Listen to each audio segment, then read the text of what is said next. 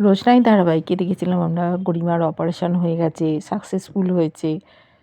সকলে এক এক করে দেখা করতে আসছে। এসেছে ওর বাবা রাজা।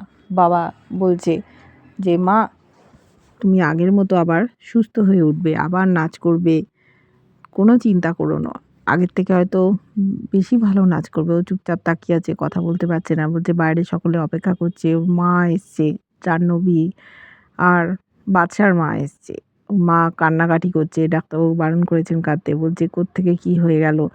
আমার মেয়েটা বিয়ের মণ্ডপ থেকে এখানে চলে এলো। ডাক্তারবাবু ও নাচ করতে পারবে তো?" বলল, "দেখুন, ও আগে একটু সুস্থ হয়ে উঠুক। এখনই সেই কথাটা বলতে পারছি না। আশা করি সব ঠিক হয়ে যাবে। আপনারা বাইরে গিয়ে কথা বলুন।" ওর মা সান্ত্বনা দিচ্ছে মেয়েকে। ভালো হয়ে যাবে আগের মতো। কথা বলছে না কেন সেটাই জানতে চাইছে। খুব শক পেয়ে গেছে ও।